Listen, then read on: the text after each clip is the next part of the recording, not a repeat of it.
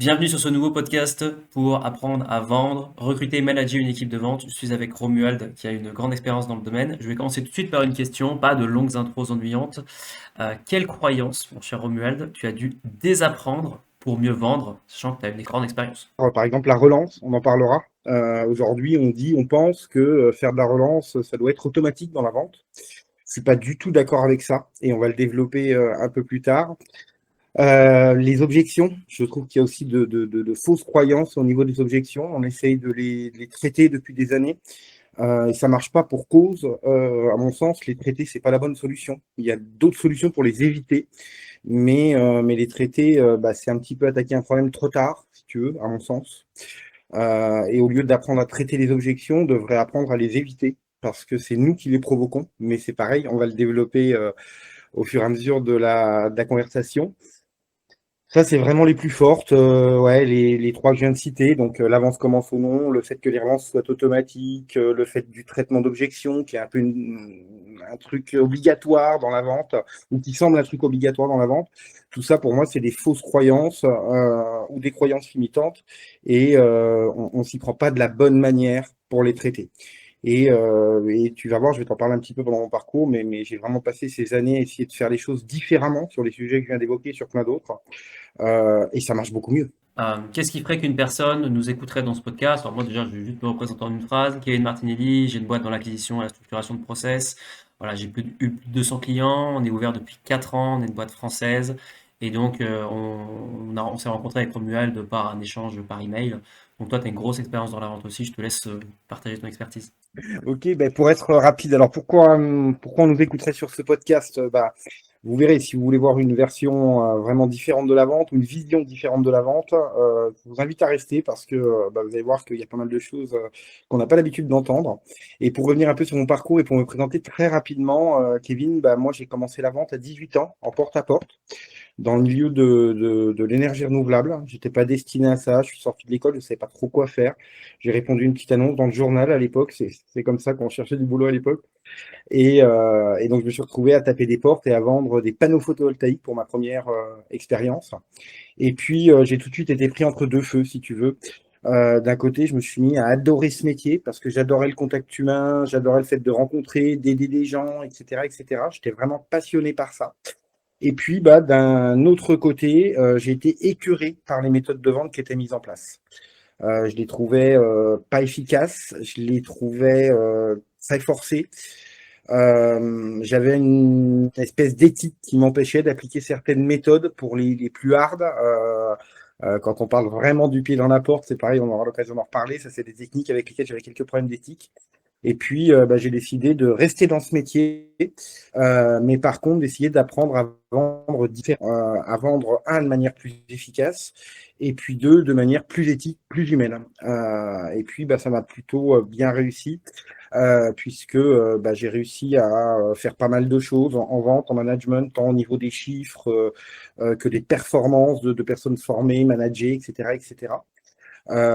Et donc, il y a 3 ans, 4 ans, j'ai arrêté mon parcours de salariat après avoir fait plein de produits, plein de postes différents. Donc, j'ai fait beaucoup, beaucoup de ventes à domicile, j'ai fait un peu d'IMO, j'ai fait de l'assurance, j'ai fait de la vente de cuisine équipée, etc., etc. Et cetera. Et à différents postes, hein, j'ai commencé vendeur et puis après, petit à petit, chef d'équipe, chef de magasin ou d'agence, directeur régional. J'ai terminé ma carrière en tant que directeur commercial dans une société où je développais tout le Grand Est dans l'énergie, toujours. Et puis, dans ce passage-là, j'ai fait quelques missions de formateur, etc., etc. Donc, j'ai vraiment touché un peu à tous les postes, essayé de toucher un peu à tous les domaines, ou en tout cas toutes les familles de domaines, vente magasin, B2B, B2C, vente à domicile, etc., etc. Et puis voilà, ça m'a permis vraiment de travailler ces méthodes, d'acquérir des méthodes qui étaient beaucoup plus efficaces. Et puis, il y a 4 ans, j'ai décidé de me mettre à mon compte pour dispenser ces méthodes au plus grand nombre. Parcours riche, je pense, pour les personnes qui vont nous regarder, parce que la plupart sont dans le business en ligne.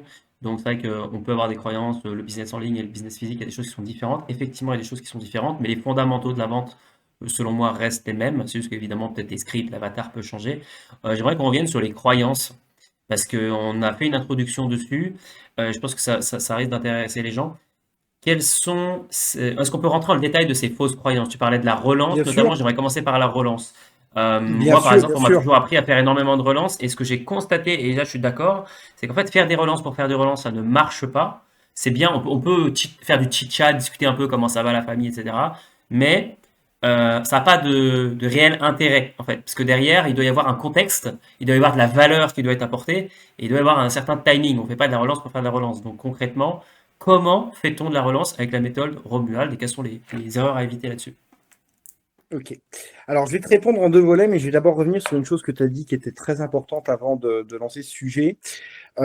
Tu disais aujourd'hui qu'il y a des différences entre ce business, le business dont on parlait avant, la vente, comme on peut la voir, qui est peut-être un peu plus physique, et puis le business en ligne.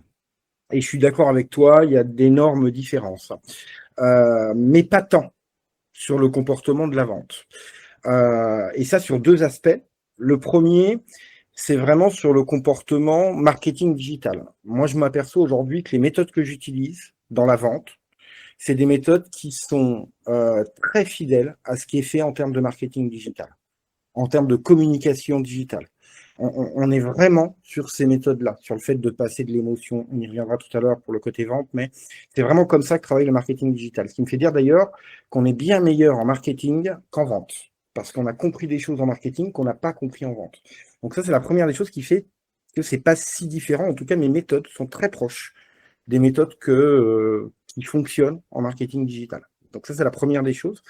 Et la deuxième chose, c'est que même si on parle du CIO qui fait du business en ligne et qui doit se vendre au quotidien, bah encore une fois, là, ça reste très très proche de la vente, de mes expériences, de ce que j'ai pu travailler, parce que il y a de nouveaux mots, il y a de nouvelles façons de faire avec le business en ligne, de nouvelles façons de l'exprimer, mais les choses ne changent pas. Les choses ne changent pas. Un closer, il fait le même boulot qu'un vendeur avant.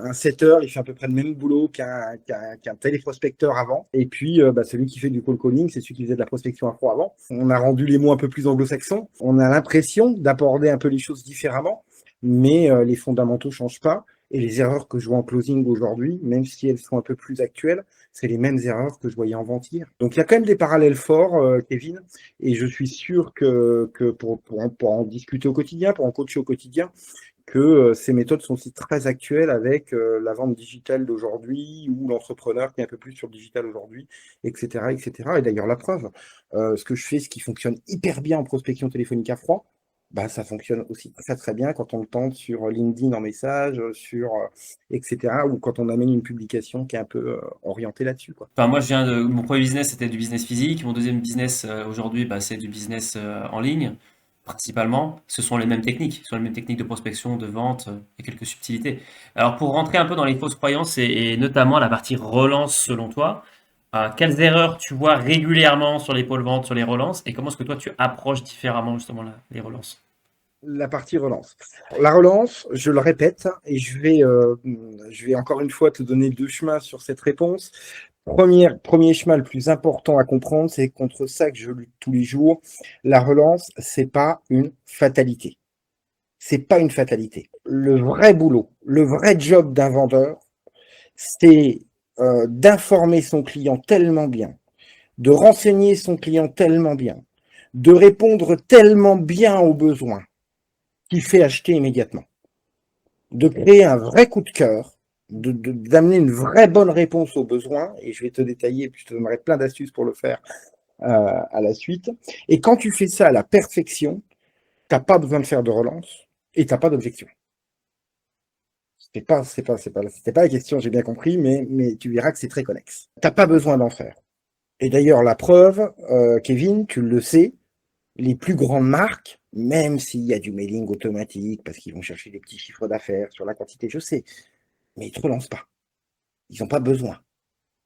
Apple, quand tu mets les pieds dans le magasin, ils n'ont pas besoin de te relancer, que tu as acheté ou que tu n'as pas acheté le produit, ils ne te relancent pas. Tu vois. Et il y a deux raisons à ça. La première, c'est que tout se joue sur le fait de donner envie. Si tu n'as pas réussi à donner vraiment envie, c'est pas sur une relance que tu vas donner envie. Ça, c'est la première des raisons. Et la deuxième des raisons, c'est que peu importe le business que tu vas mettre en place, ça sera très difficilement duplicable sur de la quantité. C'est-à-dire que dès qu'on parle de relance, quelle que soit la société, hein, qu'on parle d'un monstre, qu'on parle d'une société qui vend du digital, qu'on parle d'un petit entrepreneur qui... Qu'est-ce qui se passe avec la relance? C'est toujours un sujet qu'on travaille et qu'on fait quand il n'y a pas de boulot. Mais quand demain je suis débordé, personne ne s'en occupe. Et ça, quelle que soit la taille de l'entreprise, tu vois. Alors, je répète, j'exclus de ça, les petits mailings automatiques enregistrés une fois que tu as pris contact. Et, ok, il y en a un peu, ça fonctionne à hauteur de 0,0x%. Le taux d'ouverture est déjà super faible. Et puis voilà, et puis encore, les mecs ils disent ça fonctionne. Mais comment tu sais que le mec que tu relances et qui a acheté n'allait pas acheter, que tu le relances ou pas? Donc, je veux dire, sorti de ça, voilà, mais autrement, n'importe quel bois qui le fait à l'échelle humaine, qui le fait comme toi t'entends, comme n'importe quel CEO l'entend aujourd'hui, bah tu feras personne le faire à long terme. Tu le fais quand t'as pas de boulot, mais tu le fais pas quand t'as du boulot, c'est pas possible.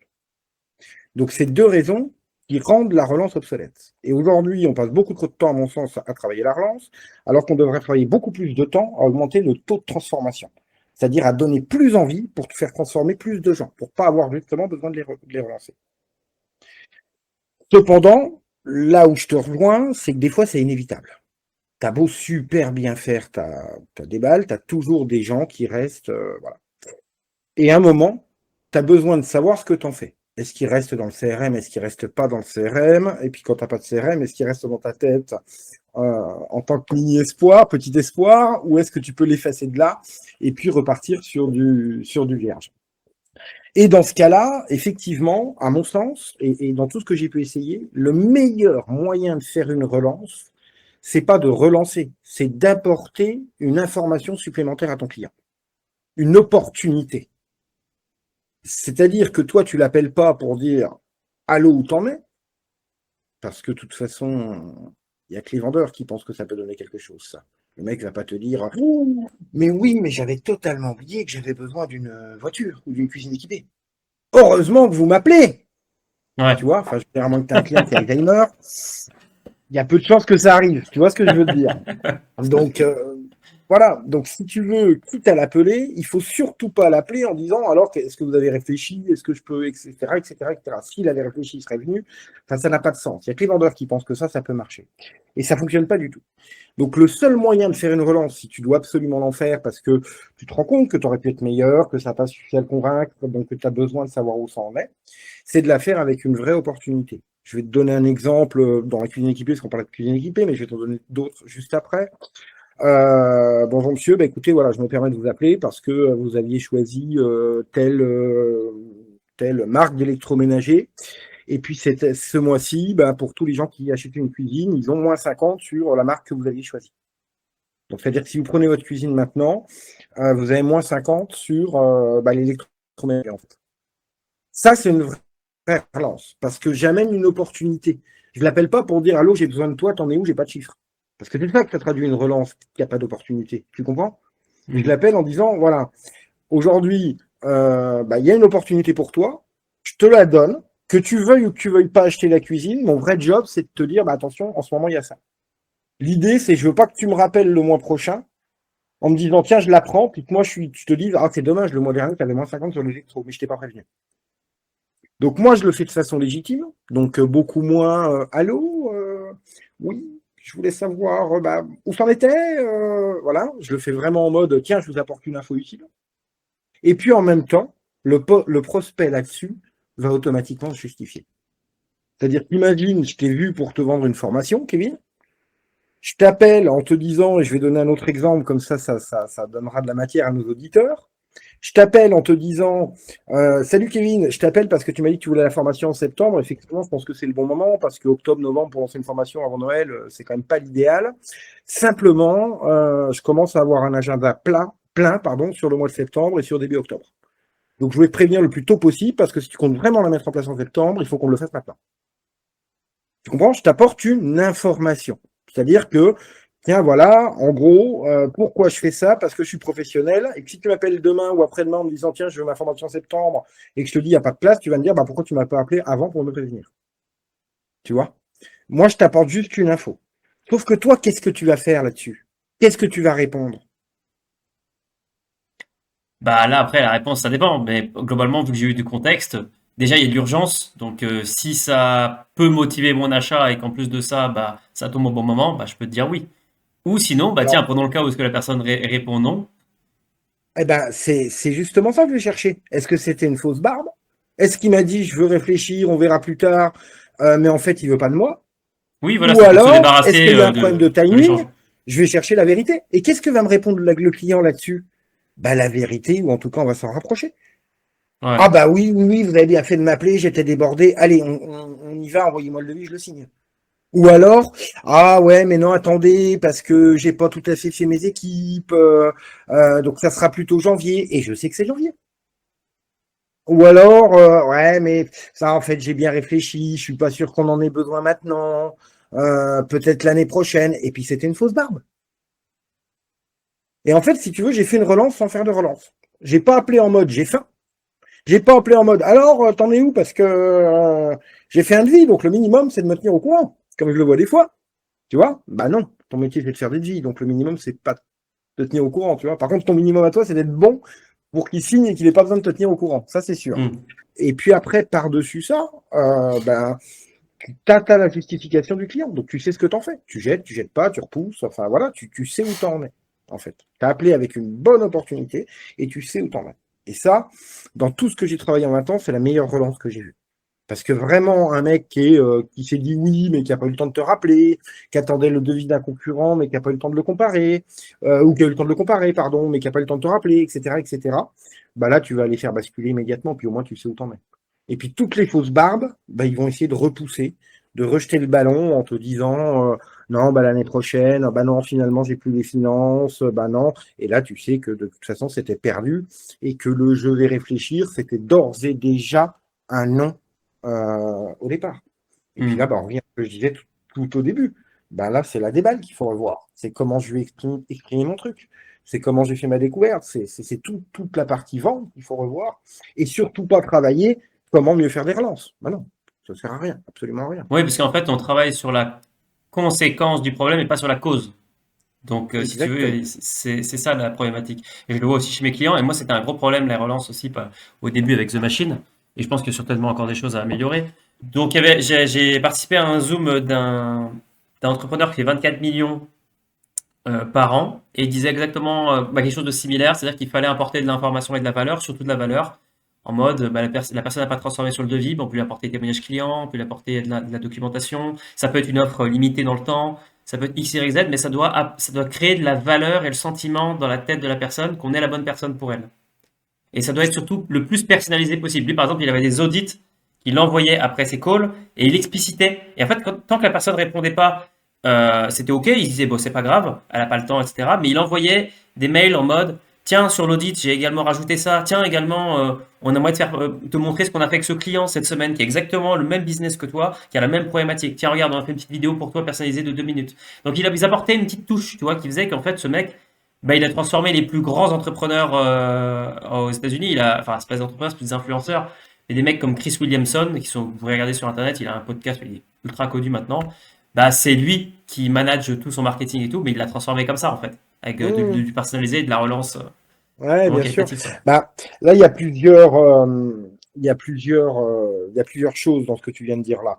Donc, effectivement, il a raison, ce qu'on disait tout de suite, c'est-à-dire qu'il faut apporter de l'information, apporter une vraie raison de relancer et pas salut où t'en es. Et c'est ce qu'il fait là, en disant, tiens, en fait, je t'ai pas dit, mais j'ai mis ça sur ton audit, ça te sert à ça. Ou tiens, cette colonne-là, elle veut dire ça. Ou tiens, une petite vidéo de 2 minutes, j'ai pensé à toi, voilà. Ça, c'est même des techniques que j'utilise. Par exemple, je traite un cas. Je vois un reportage qui parle de la société avec laquelle je suis en train de travailler, bah, je vais lui envoyer le lien. Je vais dire, tiens, il y a une petite interview, j'ai vu, ça va te servir, ça va servir à tes vendeurs. Tu vois, c'est même pas. Mais voilà. Et en plus, dans ce qu'il dit, il y a autre chose, c'est que ça crée de l'affect, etc., etc., etc., etc. C'est ça. Donc voilà. Euh, là où, là où je suis mitigé, c'est ce que je disais tout au début, c'est que ça doit vraiment pas être une technique récurrente. Ça doit être vraiment une, une cartouche de secours. C'est comme le gilet de sauvetage, tu vois. Le problème, c'est qu'aujourd'hui, on arrive, on te fait une formation, gilet de sauvetage, comment pas mourir dans l'eau froide, comment ci, comment ça, mais par contre, on ne te forme pas à être correctement sur le bateau et à pas sauter par-dessus, quoi, tu vois. Et pour beaucoup, c'est trop une fatalité. Alors que moi, je suis vraiment convaincu que si tu mets tout dans ta déballe, t'as pas besoin de relancer. Et que si tu as besoin de relancer, c'est que tu n'as pas été assez bon dans ton information, tu n'as pas assez adapté ton produit au client, tu n'as pas assez répondu à son besoin, tu n'as pas compris ce qu'il voulait, etc., etc. Mais quand tu donnes envie, tu donnes envie. Tu n'as pas besoin de relancer derrière. Tu vois ce que je veux te dire? Ouais, Et je ça, vois. c'est vraiment très, très important à comprendre. Tu vas voir, je ne l'ai pas fait ici, mais on va en parler. Moi, je fais souvent un rapport qui est flagrant pour moi, pour deux raisons que je vais citer tout de suite, mais un rapport entre la séduction et la vente. Et les deux raisons pour lesquelles ce rapport est flagrant pour moi, un, la séduction, c'est de la vente, c'est se vendre 100%. soi-même. Donc voilà. Et le deuxième rapport qui est flagrant avec ça, c'est que ce qu'on fait dans la vente, on ne le fait pas dans la séduction. Ou plutôt, ce qu'on fait dans la séduction, on ne le ferait pas dans la vente. Ouais, Tu vois? ouais. Et là, on peut déjà sur la relance y amener un petit premier parallèle. Bah, c'est comme si tu achetais en ligne des cours de séduction ou que tes parents, tu demandes à tes parents quand tu as 18 ans des infos ou des astuces pour séduire et puis que bah, ils te massacraient la tronche avec bah, faut relancer, il faut savoir relancer, je vais te dire comment faire les meilleures relances, tu peux pas draguer si tu peux pas relancer. Non, non, non, non, non, non, non, non, non, non, non. Non, vraiment, si tu as eu un coup de cœur, vraiment tu t'es loupé, vraiment elle t'a envoyé chier, elle t'a donné un faux numéro, elle t'a dit peut-être plus tard, etc., etc. Peut-être que on trouvera un moyen, en étant très fin, de rattraper un peu la sauce, peut-être. Mais la chance est infiniment faible parce que c'est avant que tu as merdé. Et donc, ce qu'il faut apprendre comme bon comportement, c'est comment être apprécié, comment être charismatique, comment tout ce qui va faire que ça influe sur ton toit avant d'être ghosté, si tu veux. On va pas que travailler la relance, parce que si on fait que travailler la relance, il n'y a aucune chance que tu rencontres quelqu'un. Et puis, sur 1000 coups de cœur, on va peut-être en rattraper une. Voilà. Et c'est ce qui se passe en relance, tu vois. Et ben, c'est ce que je dis la même chose pour la vente. Arrêtons de travailler la relance, arrêtons de travailler le traitement d'objection, ça je vais revenir après sur un gros chapitre, et travaillons en amont. Donc voilà pour le deux poids, deux mesures, Kevin, sur le sujet. Alors, c'est intéressant sur les objections. Encore une fois, le problème, c'est de ne pas travailler sur les conséquences, mais plutôt sur la cause profonde. Euh, Exactement. Quand on a une objection, un appel, c'est qu'il n'y a pas les bonnes questions, selon moi, qui ont été posées en amont pour les prédémonter ou pour les mettre en surbrillance. Ce qui fait que la personne qui vous dit j'ai pas le budget, ben, c'est que le budget n'a pas été traité plus tôt. Vous savez pas combien elle était prête à investir, quelles étaient ses disponibilités financières, à quel moment elle voulait investir, quelles offres elle avait pu comparer, etc. Donc il y a des choses qui n'ont pas été mises en lumière, soit parce que vous avez des peurs de poser les questions qui font mal, soit parce que vous ne le savez pas, ou parce que vous avez zappé, vous n'avez pas suivi les étapes de votre script de vente, enfin de vos étapes de vente. Donc on arrive en fin de call, il y a des objections. Comment est-ce que selon toi tu approches les objections et pourquoi tu disais tout à l'heure que c'était selon toi pas la bonne méthode de gérer les objections à la fin? Alors, on va aborder ce sujet effectivement parce que j'ai vu qu'il te démangeait et je vais être honnête, moi c'est un sujet que j'aime beaucoup aborder aussi. Donc on va se libérer de ce poids. Alors, la première chose, c'est que on va partir d'un principe très simple que personne ne dit. J'en parle souvent sur LinkedIn, à travers des interventions, dans les commentaires. Je suis très transparent, moi, donc j'essaie d'être assez clairvoyant avec tout le monde, que ce soit des coachs de vente, des vendeurs, des directeurs commerciaux, etc., etc. J'en parle souvent. Déjà, il faut se mettre en face une réalité que personne ne se met en face, alors qu'on la sait, on la connaît, c'est pas d'aujourd'hui. Et cette réalité, c'est la suivante. Une objection, à 80% du temps, c'est un mensonge. 88 objections sur 10, c'est un mensonge. Un C'est écran de ce qu'on fumée. appelle une objection. Comment, pardon? C'est un écran de fumée. C'est un écran de fumée, exactement. C'est ce qu'on appelle, c'est ce qu'en tout cas moi j'appelle dans la vente, mais c'est pas moi qui ai inventé le terme, une objection non fondée.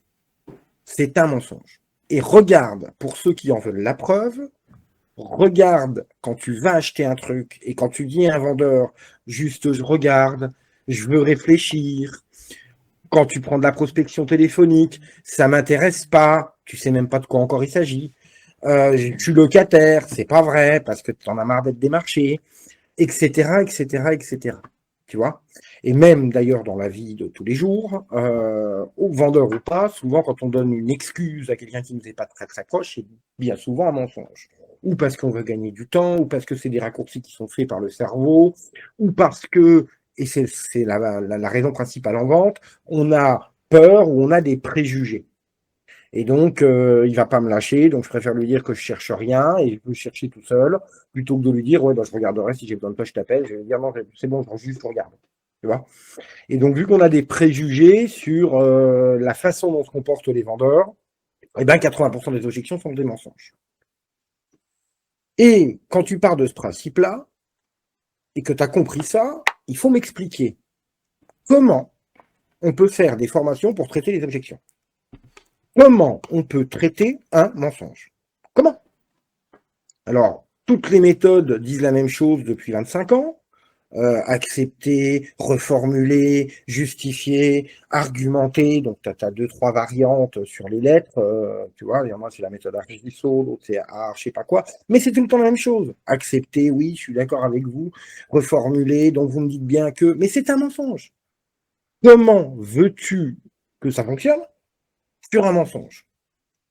Ça peut pas. C'est impossible. Par contre, la bonne question à se poser, et je reviens dessus, je viens d'en parler, pourquoi il ment? Il ment parce que souvent, peur ou préjugé. Donc s'il a peur ou s'il a des préjugés, c'est parce qu'on lui a créé ces préjugés. C'est parce que nous, on a contribué à créer ces préjugés. Pourquoi on a contribué à créer ces préjugés? Parce qu'on se comporte comme des vendeurs. En se comportant comme des vendeurs, avec des attaques de vente, avec des bris de glace, avec plein de choses, en se comportant comme des vendeurs, eh ben, on provoque chez le client une objection, qui est un mensonge, qui est presque automatique, parce qu'il a tellement l'habitude d'avoir des vendeurs, d'entendre tout le temps la même chose, qu'on essaye de le mettre au pied du mur, etc., bah, qu'il se protège de cette façon. Donc pourquoi je t'ai raconté tout ça? Bah, pour en venir à 3 conclusions. Première conclusion, une objection, ça se traite pas, ça se pré-traite. Ça s'anticipe. Ça se traite pas, ça se pré-traite. Pardon, je ne vais pas y arriver aujourd'hui. On ne peut pas traiter une objection, c'est impossible. On l'anticipe. Comment on l'anticipe? Tu as mis le doigt dessus tout à l'heure avec raison, Kevin. C'est-à-dire que c'est dans la découverte, c'est dans les questions que je vais lui poser, etc.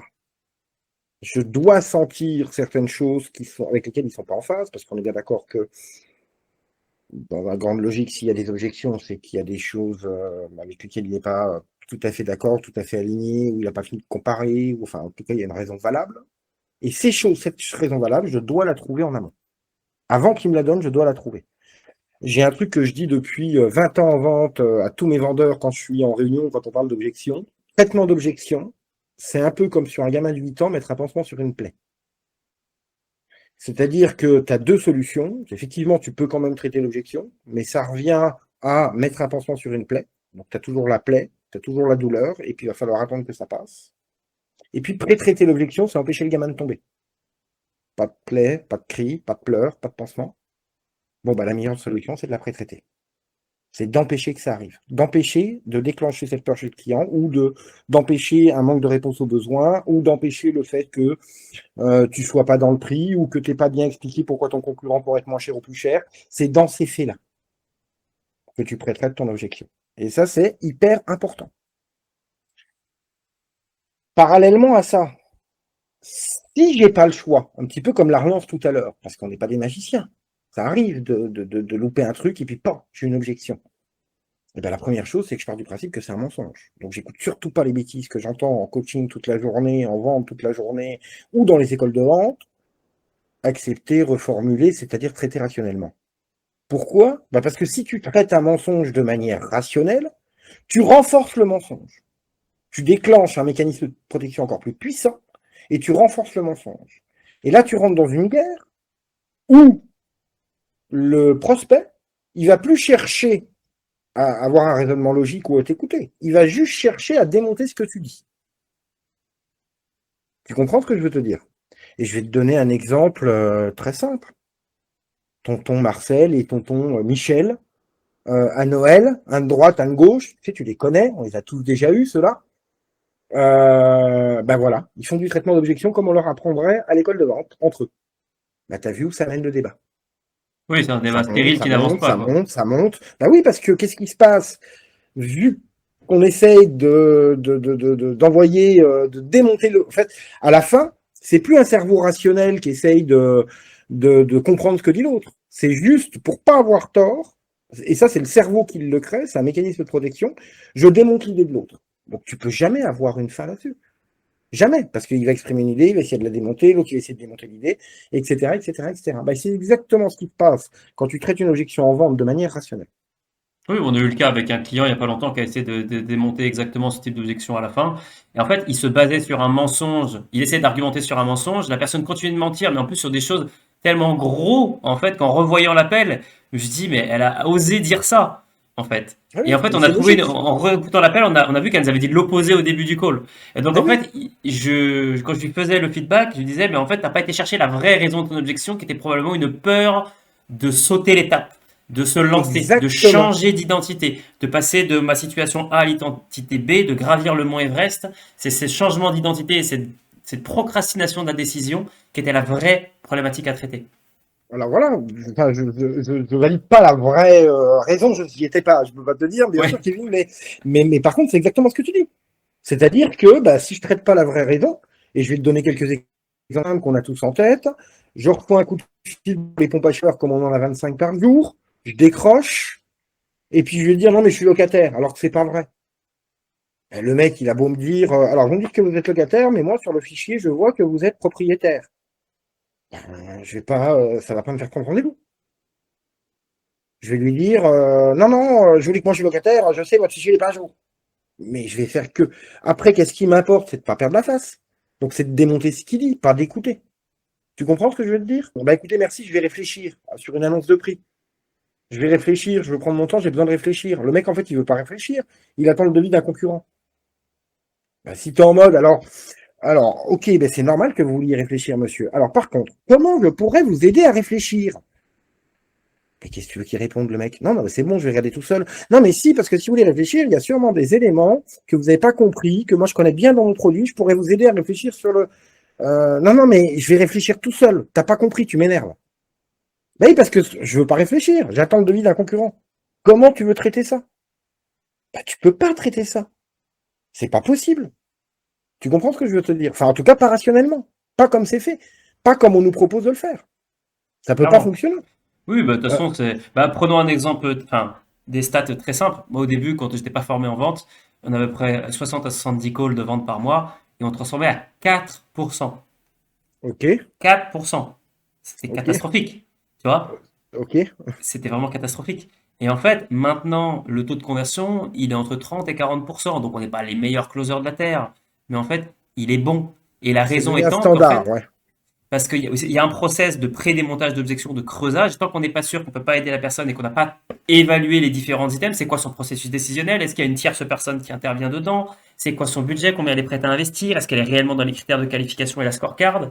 Bref, il y a plusieurs choses qui fait qu'à la fin, si elle me dit je vais réfléchir, moi souvent ce que je pose comme question, hormis la réflexion, donc dans le verbiage, je veux omettre la réflexion, parce que je sais que c'est faux. Je lui dis, est-ce que tu ressens que ce que je t'ai partagé aujourd'hui peut t'amener au résultat que tu attends? Parce que je veux savoir si elle valide que je suis la bonne personne. Parce que ça se trouve, la vraie objection, c'est non pas la réflexion, c'est qu'en fait, elle a écouté ton charabia pendant 1 heure pour te faire plaisir, mais en fait, elle sait qu'elle va pas acheter parce qu'elle te fait pas confiance, en fait. Ouais, mais c'est ça, c'est ça, c'est ça. Et tu vois, j'allais le dire, là, tu t'as très bien déjà analysé, Kevin. Mais bon, ça, j'ai pas trop de doute là-dessus à ton sujet ou sur tes compétences sur le sujet. Mais en plus, tu t'en viens à un truc essentiel sur lequel j'allais rebondir tout de suite, tu vois.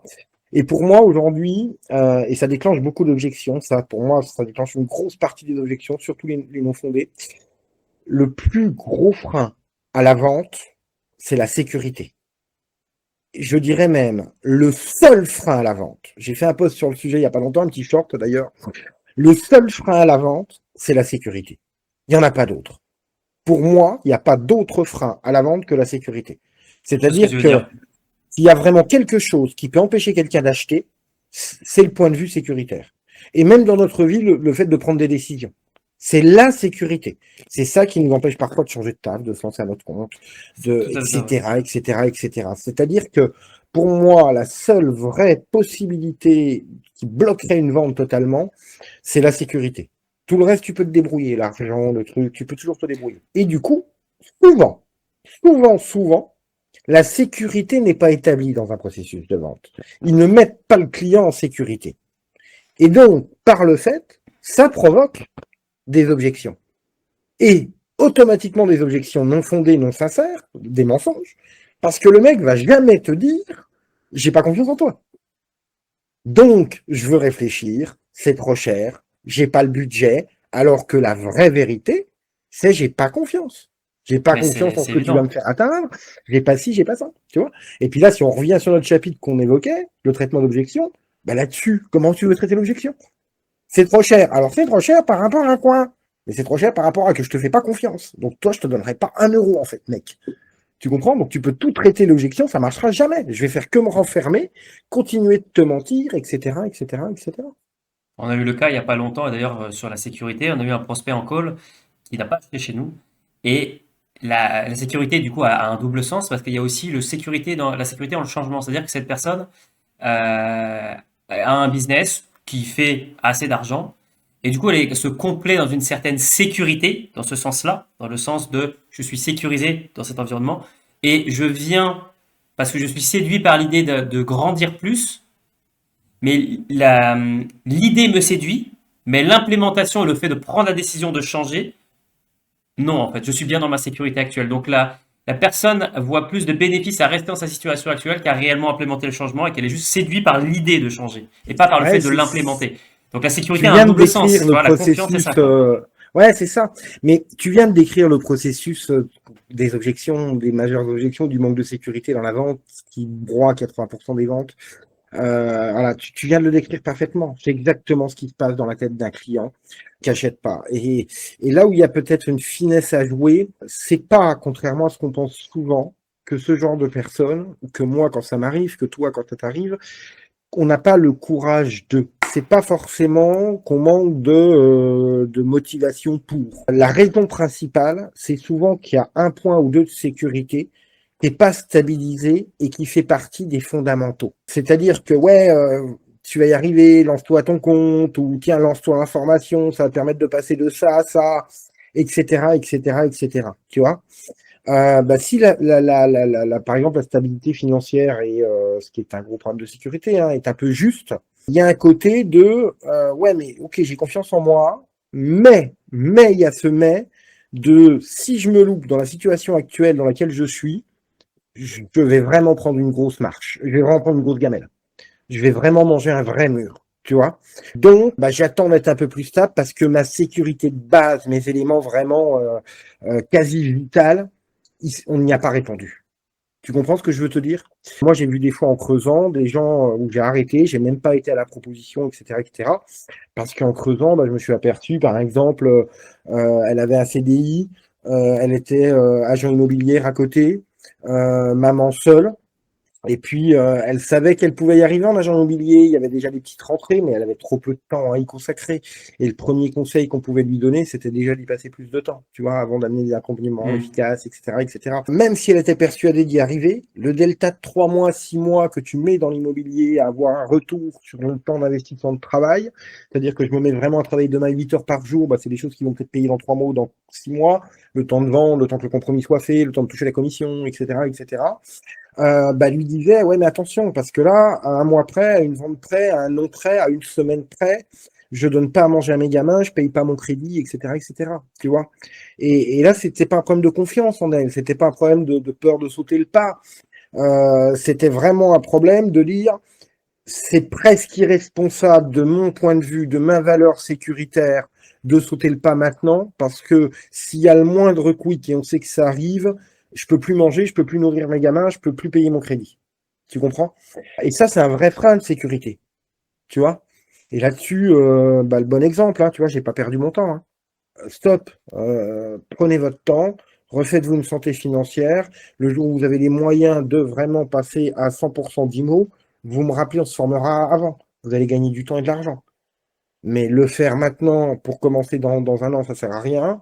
Et puis d'un autre côté, le faire maintenant en se disant je vais peut-être commencer demain dans la situation dans laquelle vous êtes, je suis pas sûr que vous sauterez le pas. Et je le comprends. À votre place, j'hésiterai à le sauter aussi. Tu vois ce que je veux te dire? Et ça, j'aurais pas tenu compte de ça, j'aurais fait ma démo jusqu'au bout. j'aurais eu un je veux réfléchir et on y serait encore. Tu vois ce que je veux te dire? Parce que bah, elle a toujours pas attaqué. Ouais, puis Parce c'est là qu'il que y tu avait vois un la vrai problème de différence. sécurité. Tu vois la différence aussi sur l'attitude, c'est-à-dire que quelle est la meilleure décision que je peux apporter de mon point de vue pour le prospect, enfin l'aider à prendre la bonne décision en omettant le fait que je vais toucher une commission. Parce que ça, tu vois, il y a toujours ce biais, c'est qu'on est là, enfin je parle de closer, hein, mais c'est pareil pour un entrepreneur, on sait qu'on va toucher quelque chose. Donc en fait, je sais que le prospect n'est pas forcément en capacité de prendre la meilleure décision, parce que prenons le cas de la perte de poids, s'il est de cet appel, c'est qu'il n'a pas réussi à perdre de poids avant. Donc c'est-à-dire que son environnement et lui-même n'ont pas réussi à créer le changement chez lui. Donc c'est qu'il a besoin d'une tierce personne qui est faite pour ça. Donc ça peut être toi, le coach sportif en appel, mais le problème, c'est que tu dois prendre aussi en considération non pas le fait que tu veux l'aider et que c'est réellement bon pour elle, mais c'est si la personne, par exemple, j'ai eu le cas d'un prospect comme ça en call, deux personnes qui généraient un peu d'argent, mais très mauvais état d'esprit, vraiment très mauvais, et malgré la phase d'éducation pendant une demi-heure, 45 minutes, etc., et ensuite un deuxième call, bah, ça rentrait pas dans les critères de qualification chez nous. Mais ils avaient du cash, hein. Les mecs avaient 10 000 euros à investir, etc. Mais ils voulaient se déresponsabiliser à 100% de leur entreprise. Ils voulaient rien gérer, ils voulaient tout déléguer, alors qu'en gros, ils étaient des débutants. Et à côté de ça, bah, situation financière personnelle, ils avaient quelques dettes. Je sentais qu'il y avait des. Quand j'ai creusé vraiment le budget, malgré qu'ils avaient de l'argent, il y avait quand même quelques petites tensions de leur côté. Et en fait, juste, c'est pas le bon fit. Donc il y a aussi les critères de qualification vraiment à respecter et se dire, bah oui, je suis là pour vendre, oui, je suis là pour faire du cash, mais en fait, est-ce que je tiens réellement à avoir un client qui derrière va me mettre une étoile sur 5 sur Trustpilot et du coup m'en faire perdre 12 et qui va être chiant à gérer et qui au bout de 2 mois va décrocher et qui va demander une demande de remboursement ou qui va faire ce qu'on appelle un chargeback sur Stripe. Et donc finalement, bah, est-ce que je suis prêt à vivre cette douleur-là ou plutôt à laisser passer cette vente-là pour que le prochain call, je le transforme et que ce soit le client parfait. Exactement. Mais tu sais, alors, tu viens d'ouvrir plein de sujets, Kevin, et je vais essayer de rebondir un peu sur tout ce que tu as dit, mais on va d'abord rebondir sur le sujet qu'on évoquait tout de suite, qui est à mon sens le plus important. Tu viens de dire un truc important, et tu vois, c'est l'exemple, moi je l'ai vu, c'est cet exemple avec des coachs en perte de poids, tu vois, avec le mec qui commence à regarder novembre-décembre pour un coach sportif et un programme ou un programme de régime, tu sais, bien-être avec des produits, des machins, des trucs. Forcément, tu sais, tu regardes, tu remplis un lead si t'es pas très entraîné, puis paf, tu prends un coup de fil d'un closer, tu vois ce que je veux te dire? Donc il veut te mettre tout de suite dans la machine, et badadi et badada, lui, il a des primes en fin d'année, donc là, on y est, novembre, décembre, faut y aller, tu vois. Sauf que le mec, quand il regardait, il s'est dit, bon, bah voilà, là, je passe une mauvaise période, je viens de divorcer, donc là, je passe les fêtes, bonne résolution de janvier, là, vraiment, janvier, j'arrête de fumer, j'arrête de bouffer, je me lance dans le programme, tu vois. Alors, les 15 janvier, j'arrête de fumer, je commence à me remettre doucement, puis à partir de fin janvier, début février, je me lance dans le programme, tu vois. Bah, ce mec-là, tu peux l'appeler pour le lancer dans le programme au mois de novembre, hein. Si t'as pas un bon de commande pour le signer en février, tu vois ce que je veux te dire. Et Ah, c'est ils tout sont ça que tu partis. dois détecter dans la découverte, quand tu discutes avec ton client, etc., etc., etc. Et pour deux raisons évidentes. La première, c'est que, tu viens de le dire, le gain de temps. Le gain de temps. Moi, je fais de la prospection téléphonique tous les jours. J'ai des méthodes hyper efficaces, je peux t'assurer. Aujourd'hui, je prends à peu près un rendez-vous à chaque fois que j'ai 5 conversations et je parle de call, hein. Ouais, D'accord? prospect froid, vraiment froid, Prospect qui froid, connaît ni d'un donne-moi an un ni deux, quoi. annuaire, 5 personnes qui décrochent, t'as un rendez-vous. Peu importe le domaine. Pompe à chaleur, peu importe. Cuisine, ce que tu veux, coach sportif, ce que tu veux. Donne-moi un truc, alors à peu près ciblé, si tu me donnes un annuaire de page blanche pour faire du B2B, forcément, il va falloir que je trouve un patron avant de pouvoir avoir une conversation. Mais dès que j'ai 5 conversations, j'ai un rendez-vous. D'accord? Eh ben, la première chose que je fais en call, une fois que j'ai fait ma présentation, je fais une petite présentation de 30 secondes. Alors, j'ai une accroche, un accord, on en parlera après si tu veux, mais je fais ma petite présentation. Et la première question que je leur pose à la fin de la présentation, mes 30 secondes sont terminées. Est-ce que c'est quelque chose qui vous intéresse ou pas? Qui peut vous intéresser ou pas? Oui, on avance. Non, ciao. Pourquoi? Bah parce que soit j'ai pas réussi à donner envie, soit j'ai pas réussi à rassurer, soit ils n'ont pas besoin. Bah, comment je vais traiter ça en call? Ils me connaissent depuis 30 secondes. S'il me dit que ça l'intéresse pas, bah, c'est que ça l'intéresse pas. Il n'a pas confiance, c'est pour plus tard ou il n'a pas besoin. Point. Moi, ce qui m'intéresse, c'est de vite raccrocher pour vite en joindre d'autres. Parce que je sais que quand j'en ai eu 5, il y en a un qui me dit oui. Donc les 4 qui vont me dire j'ai pas besoin, j'ai aller traiter de l'objection, de la croyance limitante sur du cold call, enfin, tu vois? Mais enfin, comme une personne, quand je faisais de la pompe à chaleur, les premières choses qu'on nous a appris à faire, de l'économie, pardon, pas de la pompe à chaleur, mais de l'économie d'énergie, parce que tu sais, on faisait des bilans thermiques, puis après on était capable de vendre isolation, fenêtre, pompe à chaleur, photovoltaïque, en fonction du besoin, adoucisseur d'eau, tout ce qui était amélioration de l'habitat, on vendait en fonction du besoin. Ben, quand je vendais ça, la première chose que je. Alors vous allez me dire, là c'est logique, mais c'est pareil dans l'autre sens, c'est une histoire de gain de temps. Première chose que je regardais, que je m'assurais, c'est qu'ils étaient finançables. Parce qu'on travaillait qu'avec des financements. Si le mec il n'est pas finançable, bon, bah, ça sert à rien. On Ouais, tu perds pourra ton temps remettre en un truc. fait. Tu perds ton temps. Alors là, tu vas me dire, oui, mais là, c'est obligé. Mais c'est pareil. Quelqu'un qui te dit, je veux pas de site internet, au téléphone, quand tu fais de la prospection téléphonique, si tu commences à essayer d'enlever les croyances limitantes en call, alors déjà, il t'a sûrement menti. C'est qu'il n'a pas l'argent, c'est que, j'en sais rien, moi, il va fermer, c'est qu'il a déjà quelqu'un d'autre en vue. Tu vois ce que je veux te dire? Et puis en plus de ça, ton boulot à toi, c'est de gagner du temps. C'est d'améliorer ta présentation, de faire une belle présentation qui donne envie, qui rassure. Parce que la sécurité est un point important, donc elle doit être abordée dans chaque étape de vente. Et puis après, jusqu'à tomber sur quelqu'un qui dit, bah ouais, ça peut m'intéresser. Tu vois? Et puis là, bah, ça te donne une vraie opportunité de déballer. Et ça marche, hein, parce que je te dis, moi, je le fais au quotidien, en call, en posant cette question-là, j'ai un rendez-vous chaque fois que j'ai 5 conversations. Je mets n'importe quel coach de vente au défi de le faire. Et pourtant, en 30 secondes, j'ai posé la question, est-ce que ça t'intéresse, est-ce que ça t'intéresse pas? Pire, j'ai même une question en prémon pour voir si je tombe pas sur quelqu'un qui a un trop, mais bon, ça passe à 100%, ça, parce que ça induit de la curiosité et tout ça. Mais en prémon, où je dis bonjour, Romuald Bouger, mon nom vous dit quelque chose? Oui, non? Bah, très bien, est-ce que vous avez 30 secondes à m'accorder pour que je vous explique qui je suis? Je commence par une question. Hmm. Tu vois, alors là, tout le monde me dit oui, parce qu'ils savent pas qui je suis, ça amène de l'intrigue, donc c'est bien fait. Donc j'ai pas de nom. J'ai dit oui tout le temps. Mais cependant, bah, je commence par là. Tu vois ce que je veux te dire? Le mec sur 1 million, allez, ça m'est peut-être déjà arrivé une fois sur 1 million d'appels, qui me dit non, parce qu'il a senti le truc venir, parce qu'il est mal luné, parce que j'en sais rien, et bah ciao, je passe au suivant, quoi. Tu vois ce que je veux te dire? Et, et ça rejoint ce qu'on dit depuis le début, ça rejoint ce truc un peu de traitement d'objection, etc., etc. Quand tu arrives à bien déballer, quand tu arrives à être précis, quand tu arrives à donner envie, à passer de l'émotion dans la vente, on citera peut-être après tout ce qui est important pour faire une vente, pour faire une bonne vente ou un bon vendeur. Mais quand tu arrives à faire tout ça et à bien structurer ta vente, et bah, tu donnes envie.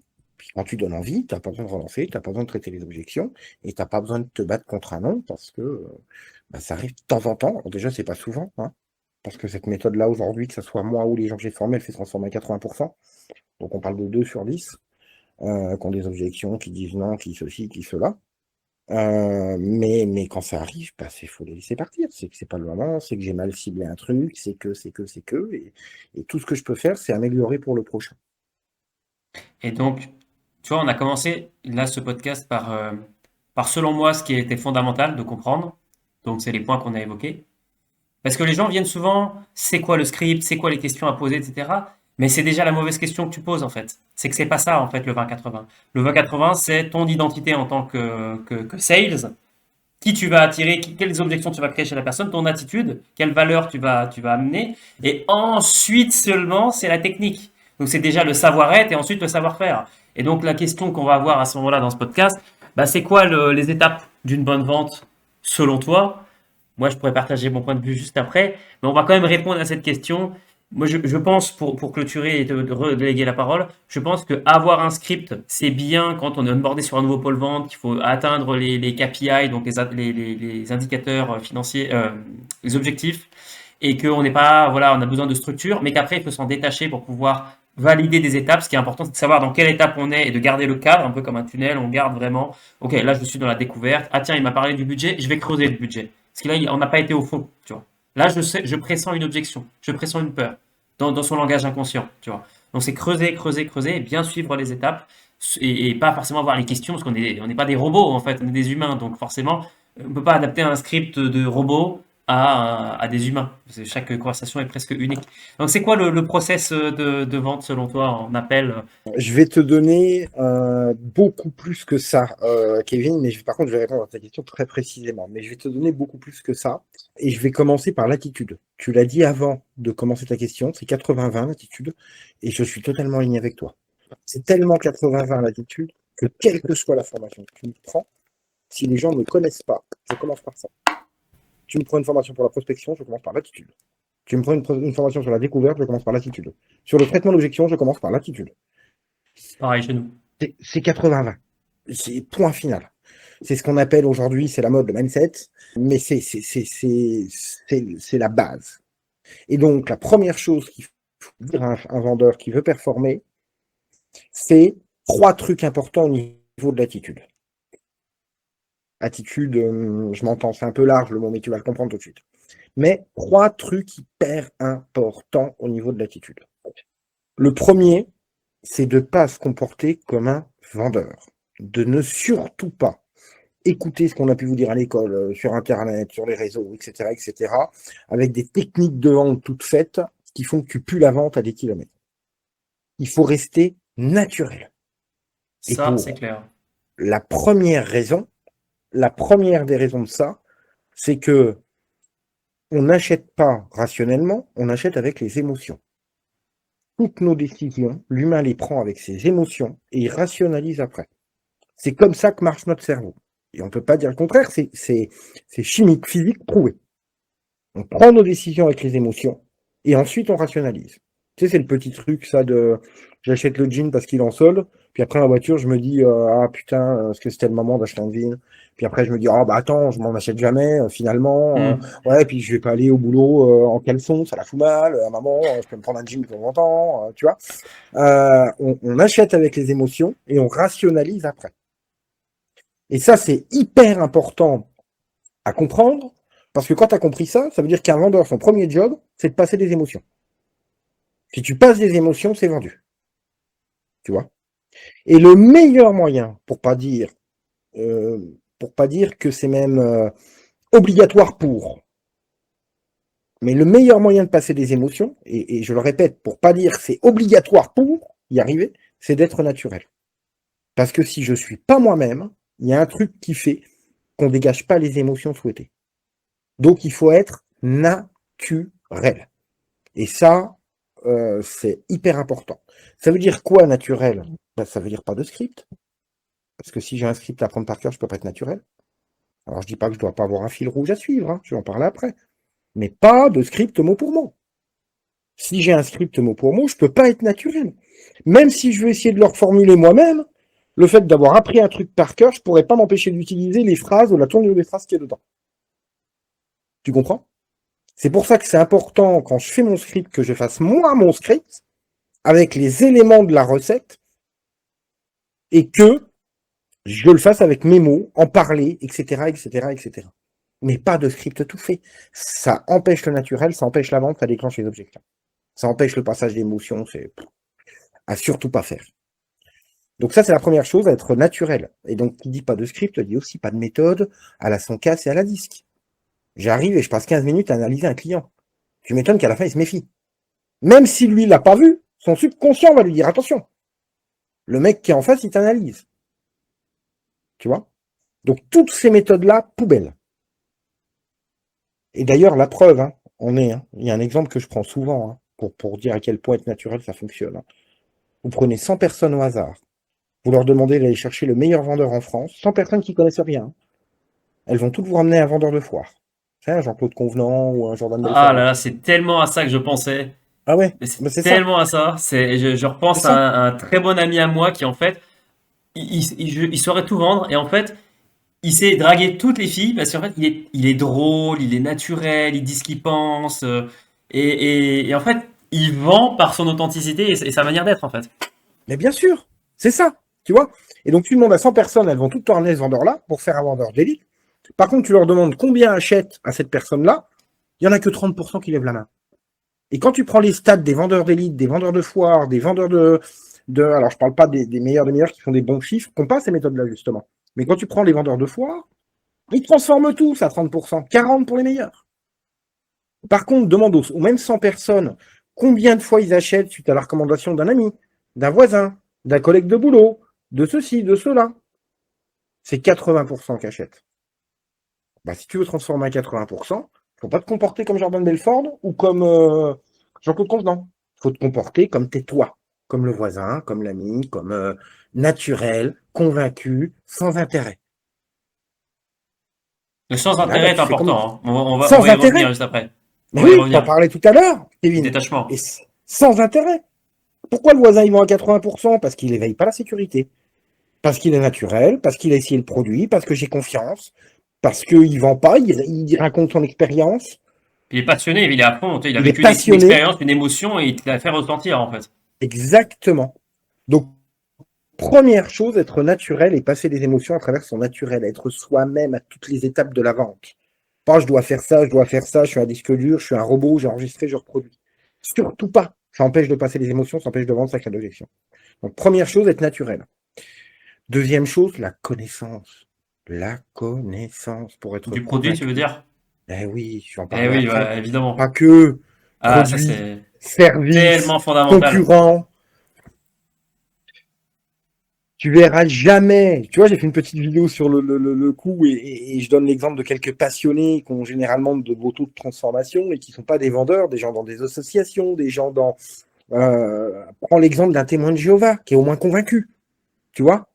Ben, je veux dire, le mec, quand tu lui poses une question sur sa religion, il va pas te dire, ah, je sais pas, moi j'étais là pour Ah, il l'Égypte. connaît tout. Il connaît le truc par cœur. Mais Il connaît oui, tout par cœur. il connaît tout par cœur. C'est pour ça qu'il est convaincu. En fait, on dit depuis des années qu'il faut être convaincu pour être convaincant, et ça, c'est une certitude. Mais on oublie de dire que pour être convaincu, il faut la connaissance. Et donc, la meilleure chose que tu peux rendre comme service à un vendeur demain quand tu le recrutes, c'est de lui filer toute la connaissance sur ton produit, ton service, la concurrence, les différences, les forces, les faiblesses. Il faut qu'il ait la connaissance. Parce que pas de connaissance, pas de conviction possible. Si t'es pas convaincu, tu peux pas être convaincant. Et donc, il faut absolument la connaissance. Et regarde, Kevin, regarde. Prends n'importe quel orateur influent. N'importe quel orateur influent qui a traversé les époques. Ben, c'est des gens qui maîtrisaient leur sujet. C'est des gens qui savaient de quoi ils parlaient. Tu vois ce que je veux te dire? C'est pas personne n'a réussi à être un grand orateur, écouté, suivi, politique, religieux, philosophe, prends qui tu veux. C'est tous des gens qui maîtrisaient leur sujet. Tu vois ce que je veux te dire? T'as pas un mec qui va leur dire oh non, non, alors il y a des esprits contradictoires, tout le monde n'a pas toujours raison, c'est pas ce que je suis en train de dire. Mais en tout cas, t'es pas là à lui dire oh, ce que tu dis, c'est pas tout à fait vrai parce que moi je pense que non, non, ce que je dis, je le sais, je suis convaincu, c'est pour ça que je suis convaincant. Tu vois? Donc, important, apporter la connaissance. Quand je rentre dans un boulot, la première chose que je dois faire, c'est tout apprendre mon produit, connaître mes forces, mes faiblesses, mes différences, tous mes concurrents par cœur, leur façon de faire, leur façon de vendre, le matériel qu'ils ont, le service qu'ils ont, etc., etc. J'arrive dans plein de boîtes où on me dit ouais, bah, j'ai des quelques problèmes pour traiter les objections parce que ils me disent toujours que bah, finalement ils vont voir chez le voisin ou ils vont comparer avec le voisin ou que le voisin est moins cher. Ok, le voisin est moins cher, très bien. Et du coup, il est moins cher de combien? De temps, ok. Et qu'est-ce qu'il a dans son service? Ah, je sais pas. D'accord. Ok. Il est moins cher depuis longtemps. Il a bougé ses prix récemment. Ah, je sais pas. Ok. Mais qu'est-ce que tu veux faire? C'est tellement ça. Mais Oui. c'est littéralement le problème qu'on a eu avec trois clients qui sont associés du coup il y a pas longtemps là, qu'on a fini le programme avec nous. Euh, Ils connaissaient très mal leur concurrence sur certains points. Je leur ai dit, votre problème, c'est un problème de positionnement. Eux, c'était plus du positionnement marketing. Je dis, OK, si vous savez ce que livrent vos concurrents, ce qu'ils font, leurs promesses, le résultat, pourquoi les clients achètent chez eux, quelle est la croyance qu'ils ont chez eux quand ils achètent. Et en fait, rien, ils ne savaient rien. Donc, on a fait tout un travail d'étude parce que ça, c'est utile dans le closing ensuite, dans le pitch. Mais partout, Mais partout, partout, oui, mais bien sûr, partout. c'est Moi, évident. je vais même te dire, j'ai fait des études très approfondies. Et tiens, c'est bien qu'on en parle. Là, d'ailleurs, on n'avait pas à toucher ce sujet, mais c'est pour te dire que c'est connexe à ça. J'ai fait des études approfondies sur la peur de déranger. Parce que moi, il y a des choses que je comprenais pas, pourquoi elle était si franche, pourquoi t'as pas peur du tout, ou alors t'es terrorisé. Tu vois, je veux dire que peu importe, même sans parler de vente, tu vas demander l'heure à quelqu'un dans la rue. Il y en a qui sont timides et qui vont demander l'heure comme ça sans se poser de questions dès que tu leur demandes. Il y en a qui sont plus à l'aise et pourtant, ah non, je veux pas le déranger, tu vois. Donc c'est quelque chose de très complexe dans le cerveau. Et donc j'ai été chercher, comprendre pourquoi on avait cette peur de déranger, d'où elle venait, comment la convaincre, comment la vaincre, etc., etc., etc. Et en fait, je me suis aperçu que ça remonte tout simplement à la préhistoire, hein, et au réflexe de vie humain, tout simplement parce que nous, l'humain, la seule raison pour laquelle on est l'espèce dominante sur cette planète, c'est parce que, pour la seule raison pour laquelle on est une espèce dominante sur cette planète, c'est parce que on a un esprit de solidarité. C'est pas notre cerveau surdéveloppé, c'est pas tout ce que les gens pensent en général. D'ailleurs, la preuve, le cerveau surdéveloppé ou pas, si je te mets tout seul dans la jungle avec un lion, on sait qui va gagner. C'est pas toi, il y a peu de chance, moins que tu sois très bien armé. Donc c'est pas notre cerveau. Ce qui fait qu'aujourd'hui on est une espèce dominante et qu'on a un instinct de survie, qu'on survit et qu'on domine cette planète, c'est tout simplement parce que on est capable de se réunir et de s'organiser. On a un esprit de vie en groupe, si tu veux. Si je dois te décrire ça très rapidement pour revenir sur l'exemple des lions, des braconniers qui chassent un lion, les lions ils vont pas faire une réunion, ils vont pas s'organiser, ils vont pas se venger sur les braconniers. Nous, si un lion commence à tuer des humains, on va faire une réunion, on va faire une battue, on va s'organiser, se réunir et on va chasser le lion. Tu vois? Et c'est ça qui fait de nous une espèce dangereuse et dominante. Simplement, pour que ça fonctionne, il fallait qu'on ait un esprit très critique. Si je suis accepté par le groupe, je vis. Si je suis rejeté par le groupe, je meurs. C'est Tu vois? exactement ce dont on a parlé chez The Machine dernière fois, c'est que c'est un esprit de tribu. Exactement. C'est exactement ça. Et donc, d'ailleurs, la preuve dans le temps, à l'époque préhistorique, un homme, un être humain, femme ou homme, qui était rejeté du groupe, il était mort. Basta, Fin de ouais. l'histoire. Il faisait 10 jours. Tu vois? Même pas. 3 jours. Donc, si tu veux, on a cet esprit-là. Et aujourd'hui, le cerveau fonctionne comme ça. Si dans mon expérience, je pense que je rends service, bah, je fonce, ça veut dire que je vais être accepté. Si par contre, je pense que je peux être exclu, je peux déranger, je peux me faire envoyer chier, surtout pas, je vais mourir. C'est ça que Ouais. nous dit notre La subconscient. relation à la mort. Exactement. Tu vois? C'est pour ça que quand tu prends 100 personnes et que tu leur dis qui veut faire de la prospection téléphonique, personne lève la main, tu vois. À moins que tu aies de la chance, tu es un prospecteur dans le lot, il est baladé là par hasard entre deux séances, tu vois. Mais sinon, personne lève la main. Par contre, tu rajoutes, attendez, c'est pour appeler des gens qui ont gagné à l'euro million. Les 100 lèvent la main. Le problème, c'est pas que vendeur, c'est un métier difficile. Le problème, c'est qu'ils n'ont pas l'impression de rendre service. Et qu'est-ce qu'ils vont faire qu'ils ont l'impression de rendre service, qu'ils soient sûrs de rendre service, et donc qu'il n'y ait plus cette peur de déranger? Ben, la connaissance. Parce que si je connais bien mon produit, je sais que je rends service, que j'ai des exemples clients, que je vois que par rapport aux autres, je suis meilleur, et badadi et badada, donc que j'ai la connaissance, ben, je vais être convaincu à chaque appel que je rends service. Tu vois ce que je 100%. veux te dire? Mais c'est, Ou à chaque on parlait déballe, tout à l'heure c'est tout ça. de l'identité. On parlait de l'identité tout à l'heure. Enfin, toi, tu parlais de ça, de mindset. Nous, vraiment, le premier module quand on nous rejoint, alors c'est pas un accompagnement en mode Netflix, hein, c'est de la prestation de service, hein, c'est done Hum. for you et tout. On a des modules explicatifs sur le cadre, le niveau d'attente qu'on a, le niveau d'exigence des deux côtés, mais également sur l'identité. Et dans l'identité, on aborde justement les freins récurrents qui sont chez les gens, parce qu'on sait que c'est une relation de peur, enfin, c'est profond chez nous, c'est de la peur de la mort. Donc on a peur de prospecter, peur de déranger, peur de relancer un client, peur d'upsell un client, peur de faire une proposition, un appel, et du coup on passe sur un mois, on a 30 rendez-vous, c'est 28 rendez-vous de networking où est-ce qu'on blablate et finalement on propose jamais son produit. Parce que voilà, on a peur de proposer et que ça ferait sens pourtant, la personne elle montre un intérêt clair. Et tout est lié à ça, c'est cette notion de tribu, à On est 100%. totalement d'accord. Ouais, c'est ça. Et derrière, bah, comment tu règles ça en apportant la connaissance? C'est pour ça, pour revenir aux 3 points importants, le premier, enfin, ou le deuxième qu'on citait tout de suite, la connaissance, et puis le deuxième, être vachement naturel pour passer des émotions, parce que c'est comme ça qu'on va faire acheter. Et si tu veux, bah, la connaissance va permettre d'être convaincant, mais va aussi permettre d'enlever les croyances limitantes, et donc d'enlever cette peur de déranger, cette peur de foncer, etc., etc. Et puis la deuxième, le fait d'être naturel va permettre de passer des émotions, d'être soi-même, et surtout d'éviter des freins. Tiens, c'est un vendeur, faut que je me méfie. Donc Clairement. ça, c'est vraiment 2 points qui sont sur le côté mindset. Clairement. On a bien dégrossi cette partie-là, donc c'est vraiment les points les plus importants. Maintenant, selon toi, dans un process de vente, quelles sont les étapes qu'on va suivre pour pouvoir vendre? C'est quoi Une les fois étapes que tu as identifiées? Une fois que tu as ça au niveau mindset, donc ce qui est vraiment important, je te disais, la connaissance, le fait d'être naturel, etc., etc. Une fois que tu as ça, on peut parler effectivement de process de vente. Et là, pour moi, un process de vente, ça doit être, et c'est toujours la même chose, en prospection ou en vente, etc., etc. On est toujours sur les mêmes piliers. Et dans ces piliers, tu dois avoir la chose suivante. La première, c'est quand tu arrives, donc en prospection téléphonique, j'appelle ça l'accroche, l'accord, que je te disais un petit peu tout à l'heure. C'est le fait d'arriver, de se présenter un petit peu différemment. Ça peut être quand tu arrives sur un rendez-vous, ben, voilà, les 3-4 premières secondes où tu vas dire bonjour, te présenter, etc., etc. Voilà, donc c'est ce que j'appelle l'accroche, l'arrivée, si tu veux. Ok. Donc ça, ben, suivant de quoi on parle, si je parle de prospection téléphonique, ben, ça doit être très court, ça doit donner envie, ça doit être plein de curiosité pour empêcher les gens de raccrocher. Parce que les gens, ils sont harcelés aujourd'hui, ils ont 5, 6, 10 coups de fil par jour. Donc du coup, c'est plus eux qui raccrochent, c'est le subconscient qui a enregistré un truc et qui le ressort tout seul. Je suis locataire, je regarde, je suis pas intéressé. Donc tu dois avoir quelque chose qui te permette d'empêcher le subconscient de prendre le relais. Vraiment qui arrive et qui met de la bonne humeur, qui est différent, qui donne envie et besoin de réfléchir, etc., etc. Donc ça, c'est le premier pilier. Le deuxième pilier, c'est la présentation. Que ce soit pour un rendez-vous ou en call calling, tu dois avoir une partie présentation. Si c'est en call calling, elle doit être assez courte, 30, 40 secondes, max une minute.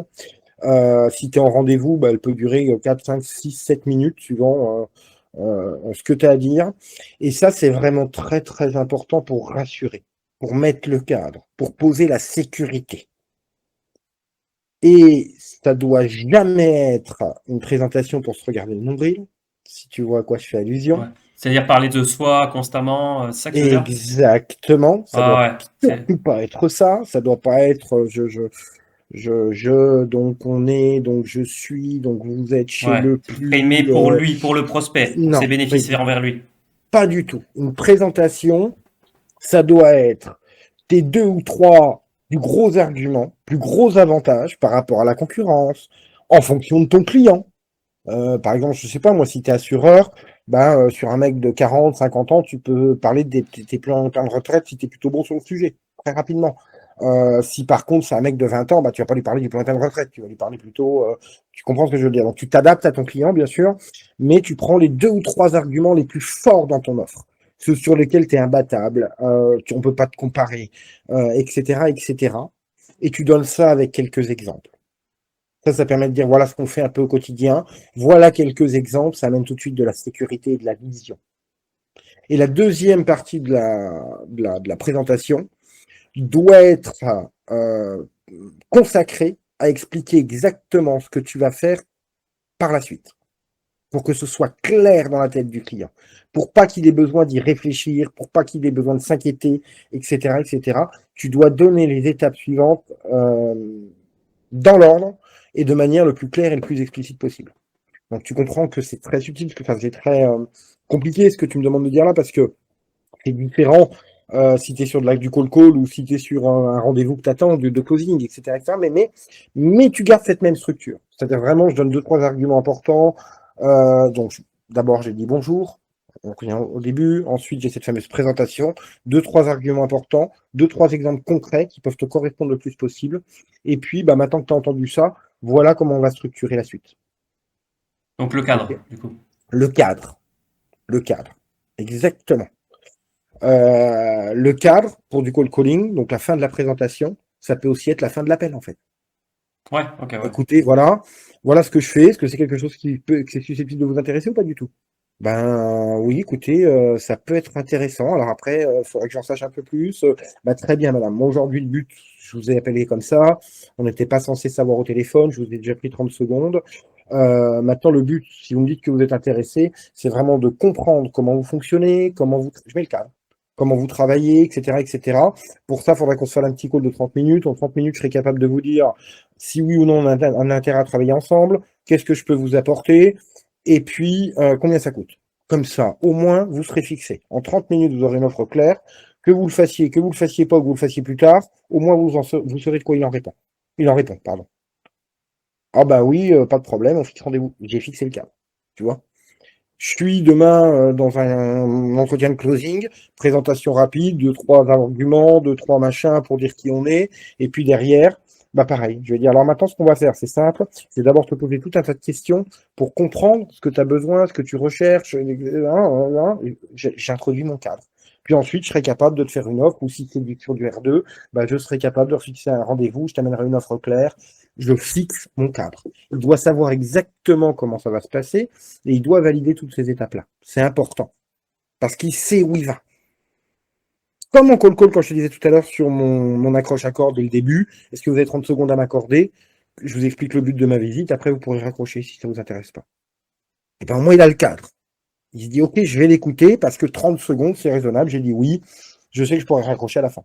Et bien là c'est pareil pour un rendez-vous, tu vois. On met le cadre, ou pour un R1, on met le cadre. Je te rappelle pas pour essayer de te vendre ton truc, je te rappelle pour faire une phase de découverte, pour comprendre si on est compatible, pour être capable de te donner un prix et pour que tu saches ce que je peux t'apporter. Après, tu le feras ou tu ne feras pas. Mais le prochain rendez-vous est destiné à ça. J'ai mis un cadre. Tu comprends? Carrément. Donc ça, c'est la deuxième étape importante, présentation en deux parties et on termine par la partie je mets un cadre. OK. Ensuite, on a la découverte, la troisième partie. C'est 80% de la vente, Kevin. Ouais, C'est c'est ce que je disais ce matin à un client. 80%. Ah, mais c'est 80% de la vente. Je te jure. Moi, franchement, on parlait des Jean-Claude Convenant et des Jordan Belfort tout à l'heure, les vendeurs de foire, ils m'impressionnent. Ils m'impressionnent. Ça fait 20 ans que je fais de la vente. Alors certes, j'ai des résultats comme peu de ces vendeurs-là, je parle. Hein. Je suis pas assez prétentieux pour dire que personne les a, mais peu de ces vendeurs-là ont, pour pas dire pas du tout. Mais par contre, ils m'impressionnent. Parce que moi, j'ai toujours dit, je suis capable de transformer à 80% dans n'importe quel business. Vous m'enlevez la découverte, je sais même pas si je fais 3%.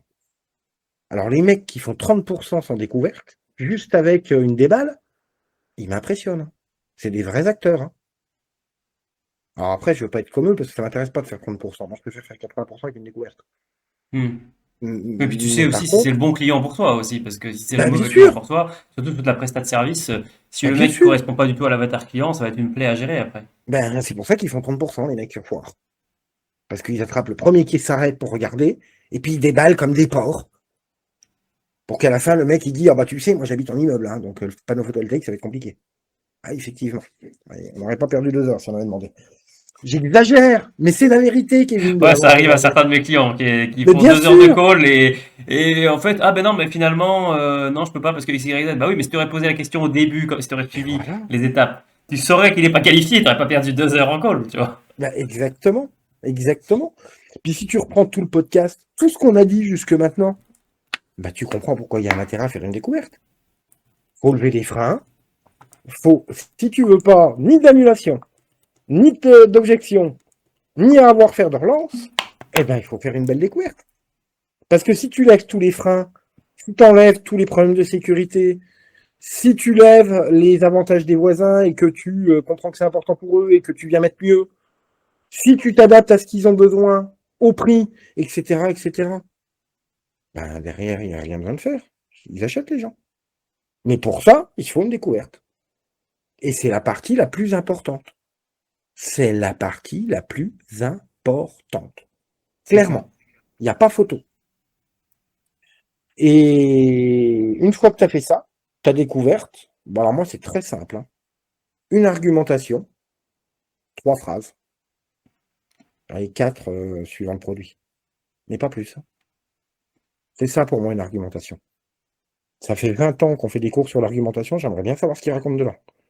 Parce que franchement, moi l'argumentation, quand je suis en formation, ça me prend 4 minutes à expliquer. Ah, puis c'est trop Mais long, sinon vraiment, hein. après le mec il décroche quoi. Mais c'est même pas ça, c'est que quand tu as bien fait ta découverte, tu as tout levé. Tu sais de quoi ils ont envie. Tu as déjà bien discuté. Tu as déjà répondu à beaucoup de questions en les posant. Tu as bien compris de quoi ils avaient besoin. Tu as bien ci, tu as bien ça. Ben moi, pour moi, ça devrait même pas s'appeler une argumentation, ça devrait s'appeler une présentation, en fait. Donc, c'est déjà pris au début, donc on va laisser le mot argumentation, mais ça devrait même pas c'est une présentation. Ben voilà, vous m'avez demandé ça, c'est là. Vous vouliez ça, c'est comme ça. Ça, c'était important pour vous, c'est ici. Et vous avez vu ce qu'on a dit tout à l'heure, c'est là.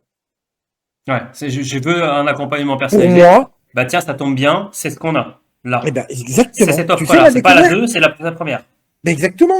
Si je dois te l'accélérer, la découverte que je fais tous les jours quand je vends mes formations, parce que j'ai une grosse partie de mon business qui fait qu'en call. De toute façon, ça fait 4 ans que j'ai ouvert, j'ai encore pas eu le temps de faire les réseaux. Je publie depuis 4 semaines, j'avais pas eu le temps avant, en 4 ans.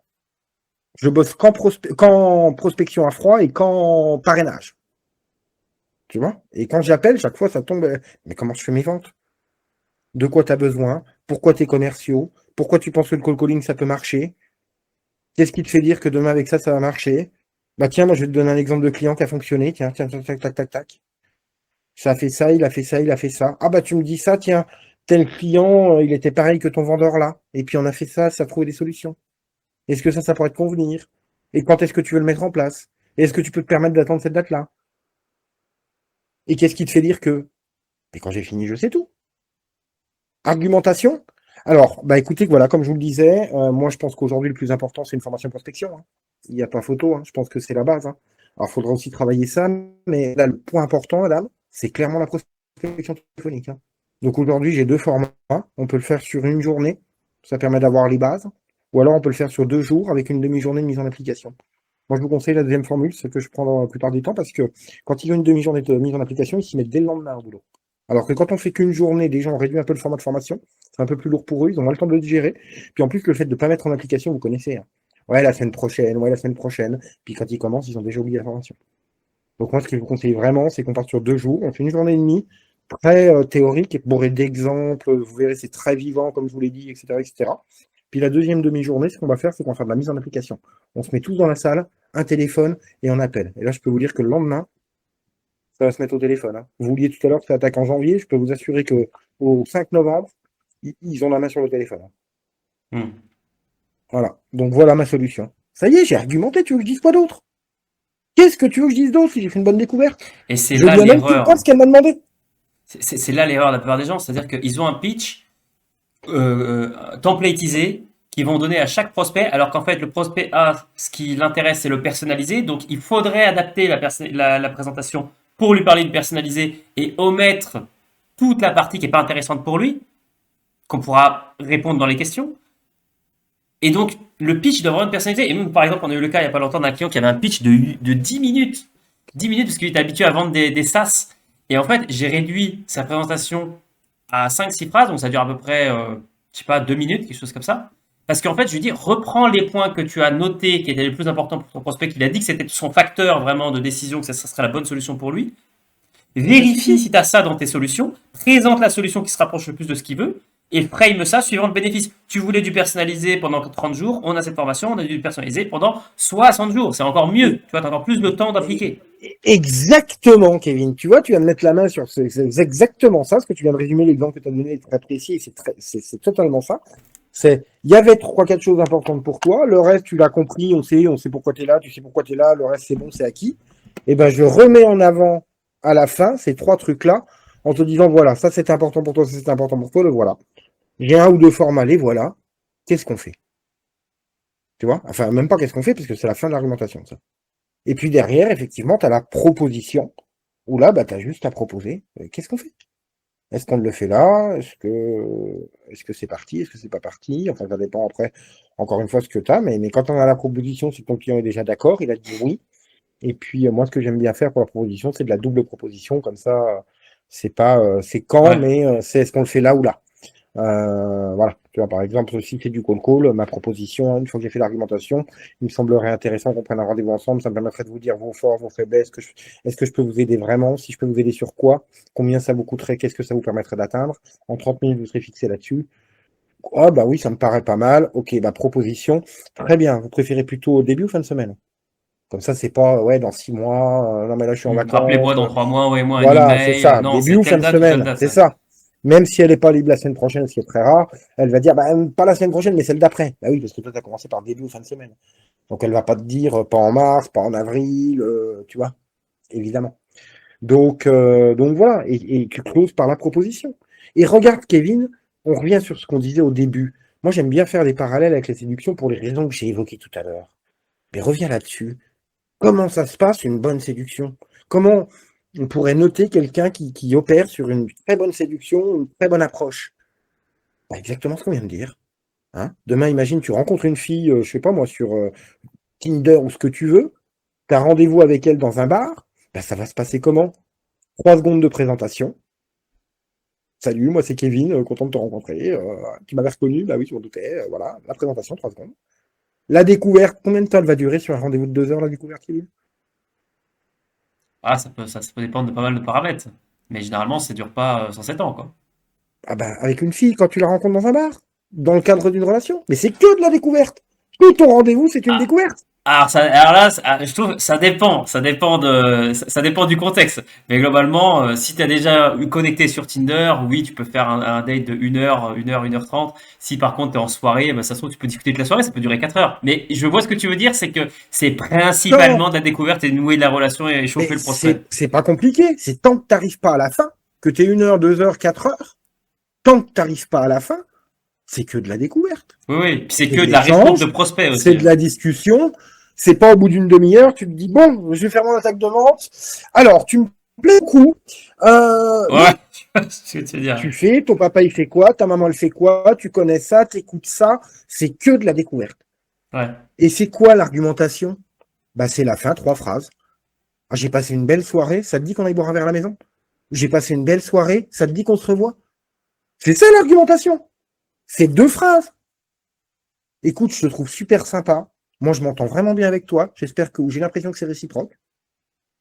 En plus, on a le même âge. En plus, on a les mêmes attractions, les mêmes C'est ça l'argumentation. C'est Hmm. 3 phrases. Hein. 3 phrases. Tu vois ce que je Et veux te après, dire? t'as le oui ou t'as le non, ou Et t'as un je après, vais t'as. réfléchir, et là, tu sais qu'à mon avis, c'est mort. Si elle te dit, ouais, je vais réfléchir, tu sais qu'à mon avis, c'est mort, il faut pas forcer, C'est quoi. exactement ça. C'est ça. Tu vois? Ou alors, si on se C'est revoit, la clairement ça. proposition. Bah ouais, je suis d'accord pour qu'on se revoie. Bah, proposition. Bah, tu préfères qu'on se revoie demain ou même mardi. Tu vois? C'est exactement ça. Et puis, bah, quand tu fais ça, ça marche. Tu vois? Tu le vois en séduction faire, te dire, tiens, allez, moi j'ai 30 minutes pour ma découverte, comme ils disent en vente. Alors, la découverte, c'est 30 minutes, les gars. Puis, au bout de 30 minutes, bon, bah, faut que je fasse mon attaque de vente. Hein. Alors, t'as vu, je t'ai dit, hein, je suis beau, je suis grand, t'as vu, je suis fort. En plus, on s'entend bien. En plus, j'aime bien lire, je te l'ai dit tout à l'heure. En plus, j'aime bien. Tu dois faire ça. Enfin, ça y a aucune chance que ça fonctionne, quoi.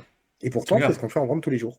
Oui, puis c'est pas la même énergie. Alors, une petite parenthèse sur le détachement. Parce que ça, le détachement, c'est probablement le plus gros problème de certains entrepreneurs. Parce que quand ils n'ont pas les résultats qu'ils veulent, parce que le compte en banque est vide, parce qu'il y a X, Y problème, ils s'attachent à l'argent, ils sont attachés aux résultats. Ce qui fait que du coup, ça se traduit dans leur comportement inconscient, qui fait qu'on appelle le mec est en chien. Et c'est exactement comme la séduction. Plus tu es en chien, plus tu fais fuir. Plus tu es détaché, tu lui dis écoute, moi, mon business, il fait déjà 50K par mois. Ça tourne bien. Ça fait 3 ans qu'on est à 600 000 par an. En fait, que tu me payes 5 000 aujourd'hui ou 5 000 demain ou 5 000 jamais, je m'en fous, ça change rien. C'est plus pour toi le problème, tu vois. Donc, de créer ce détachement sans être agressif, bien sûr, en étant toujours bienveillant, bah, tout de suite, ça Alors, inverse les rapports d'autorité et ça crée une attraction, en fait, irrésistible, presque inconsciente. Pas je te toujours, mais c'est rejoins à souvent le cas. 100%. Suis-moi et je te suis, suis-moi et je te fuis. Et Voilà, c'est ça, ouais. effectivement, c'est encore une fois un parallèle qu'on peut faire à la séduction. Et je suis totalement d'accord avec toi. D'ailleurs, le meilleur principe et un des rares principes de la vente que j'applique, qui est pourtant très vieux, mais que j'applique. Mais après, j'aime pas tant l'appliquer en tant que méthode, j'aime plutôt le créer en tant qu'état d'esprit, si tu préfères. Ouais, Mais c'est l'anti-vente. Je me sers beaucoup, beaucoup d'anti-vente. Après, je ouais. le crée dans l'état d'esprit plutôt que de l'amener avec une méthode parce que c'est pas naturel, c'est pas non plus efficace. Ah bah ouais, c'est Faut pas clair. que ce soit forcé. Mais c'est ça. Et ça, on revient à ce qu'on disait. Amène la connaissance, tu auras la conviction. S'il y a la conviction, le mec, il sait qu'il rend service et pas C'est ça. l'inverse. Donc, si tu donnes la connaissance, le mec sera convaincu. Point. Et il y aura plus de soucis d'attachement et de besoin de vendre. Il y aura ce détachement que tu évoques. Mais c'est le plus important, Kevin. Effectivement, le fait de vendre sans vendre, de se détacher de la vente, c'est des choses qui sont hyper, hyper, hyper importantes. Pourquoi il transforme à 80% le voisin ou l'ami en soirée qu'on évoquait tout à l'heure? Ben parce qu'il s'en fout, lui. Il conseille. Après, tu fais bien ce que tu veux. Et ce détachement libère de toute protection de sécurité du cerveau. C'est ça. Si tu sens C'est demain que je te mets de totalement la ça. pression, le cerveau se met en sécurité. Attention, il en veut trop, il veut trop, il y a un hic. Il y a un Méfie-toi. loup. Par contre, si tu es en mode, moi, tu fais ce que tu veux, c'est pour toi, ben, il n'y a plus de loup. Tu lèves les barrières et tu transformes beaucoup, beaucoup plus facilement. Et À ça 100%. fait partie des choses qui provoquent des objections. Donc l'anti-vente, c'est vraiment une clé qui doit être intégrée dans le comportement. Et aujourd'hui, le plus gros, mais ça va être dédié à un prochain podcast, je crois, Kevin, le plus gros, le truc le plus important qu'on peut retenir de ça, c'est que ça vient trop souvent du management, ce problème-là. Ça vient pas des vendeurs, ça vient du management. Alors, ça peut être le cas chez des CEO, solopreneurs, Ouais, vendeurs, freelance, etc. mais parce que de mauvaises croyances d'ancien management. Et ça vient que du management. Parce que pas le bon objectif. Ouais, Parce que pas le bon objectif, objectif. pression financière, Eh ben, etc. Faire le chiffre, et donc du coup, exactement, ouais. ou objectif vente, etc., etc. C'est comme si je te disais, ce soir, pour aller draguer en boîte, où tu as 18 ans, tu es mon gamin, et puis tu veux des conseils, et puis que je te disais, bah, fixe-toi en tête que quoi qu'il arrive, tu dois absolument faire un snack ou prendre une fille par la taille. Bah, tu vas te focaliser là-dessus, tu vas te mettre la pression, puis au moment où tu vas le faire, tu vas prendre une tarte parce que c'est trop tôt, c'est trop insisté, c'est trop forcé, etc., etc. Par contre, Hmm. si je te dis ton seul objectif, c'est de plaire, de discuter avec les filles qui te semblent sympas, d'être à l'aise, naturel, et de te présenter de la meilleure façon possible, c'est juste ça ton objectif, peu importe si tu en embrasses ce soir ou pas, bah tu vas voir que ça va fonctionner. Parce que tu fais de l'anti-vente, parce que ton boulot, c'est plus d'aller absolument embrasser une fille, c'est juste d'être plaisant, et séduisant, donc plus de pression. Tu comprends? Et en fait, ce qui se passe, c'est que tu passes de quelque chose que tu peux maîtriser à quelque chose que tu peux pas maîtriser. Et c'est exactement le problème en vente. C'est-à-dire que demain, si je te dis prends 3 rendez-vous, tu peux pas le maîtriser. Pas plus que ramène-moi une fille que tu as embrassée. Tu peux pas le maîtriser. Par contre, ce que tu peux maîtriser, c'est le fait de faire ton job le mieux possible, à la Ouais. perfection. Et donc, moi, mon boulot, c'est de t'objectiver sur le nombre de fois où tu fais ton job à la perfection. C'est pas de t'objectiver sur le nombre de ventes ou de rendez-vous. Et si je fais ça, je vais éviter de créer la peur qu'on est en train de parler, ou Hmm. le mécanisme qu'on est en train de parler. Parce que si je t'objective à l'avant, tu vas te mettre la pression, tu vas te concentrer là-dessus, et forcément, ça va pas fonctionner. Alors que si tu t'objectives au fait de bien bosser, tu as un pouvoir dessus, tu as une action possible dessus, tu te dis, OK, moi, peu importe le résultat, mon job, c'est d'enchaîner les numéros de téléphone et de faire ma meilleure présentation possible. Et ben, tu vas y arriver. Alors que si ton job, c'est de prendre 3 rendez-vous, tu vas te mettre la pression à chaque rendez-vous, tu vas insister à chaque rendez-vous et tu vas t'éloigner de ton objectif. Tu vois ce que je veux te dire?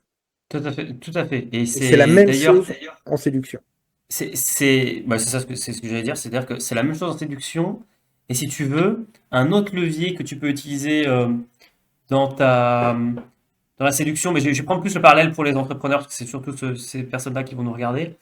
On a eu le cas d'un client qui était beaucoup dans la peur.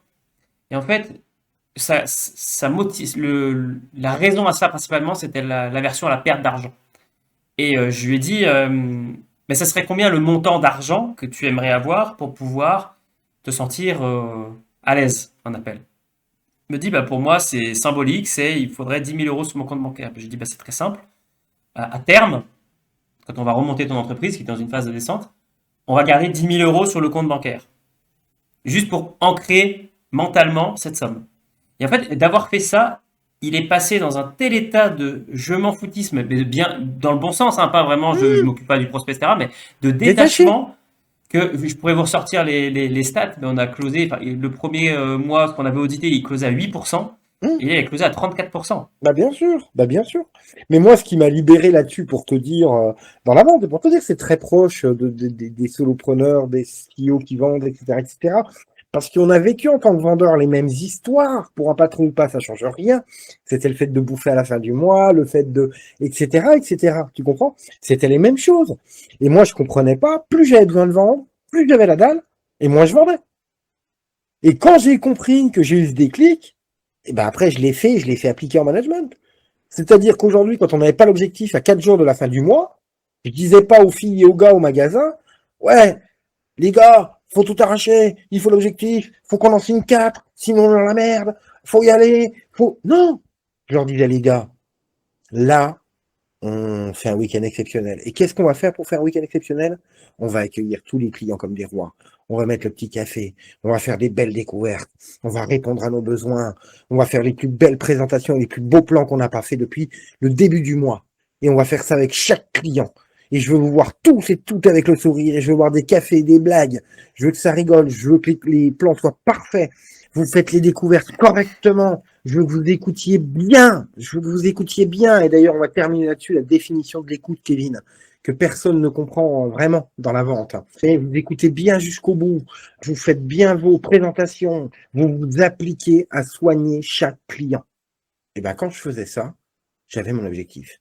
Parce que je les avais motivés pour quelque chose qu'ils étaient capables de faire. Et ils s'appliquaient à le faire. Alors que je leur aurais dit, comme tout le monde le faisait, vous allez me chercher de la vente, vous me signez les clients, et badadi et badada, ben, vu qu'ils sont pas devins, le premier qui rentre, ils auraient passé 2 heures dessus, et puis ils auraient pas signé, ils auraient été malheureux, et puis ça engrange du stress, et puis c'est peut-être eux qui ont provoqué le non parce que trop important, etc., etc., etc. Le meilleur objectif donc que tu peux donner à tes vendeurs en magasin, Kevin, c'est pas compliqué, c'est de s'occuper de leurs clients correctement, d'apporter le café, de bien faire la découverte, de bien creuser, de bien les informer, de bien écouter leurs besoins. On va en reparler tout de suite, etc., etc. Et en faisant ça, en étant totalement détaché de la vente et en cherchant juste à bien faire son boulot, eh ben ça fonctionne. Alors que si tu leur mets une matraque, comme on l'a dit juste avant, en disant moi je veux 4 ventes, sinon on n'aura pas l'objectif, et le mois et la semaine est morte, bah les mecs, dès le matin, ils vont se mettre la pression. Le premier, c'est pas vendu, ils ont la pression, ils essayent de vendre, ils forcent, ils frustrent le client, ils se frustrent eux-mêmes, ils ont plus le sourire au bout de 5 minutes. Aucune chance que l'objectif soit atteint. Par contre, vendu ou pas, tu les applaudis à chaque fois qu'ils accueillent bien un client, tu les mets bien en condition, tu les aides à améliorer les balles, et badadi et badada, ah, mais crois-moi, ils vont faire l'objectif. Parce que la vente, c'est très simple. Hein. Fais le taf, tu vends, fais pas le taf, tu vends pas. Et ce qui est important, c'est de faire le taf. Donc voilà pour cette partie pression, Kevin, qu'on abordait. Et donc juste pour terminer ce podcast, petite parenthèse sur l'écoute, je l'ai promis. Donc je vais la donner, ça sera le petit bonus de ce podcast. C'est l'écoute active. Souvent, les gens comprennent pas ce que c'est que l'écoute active.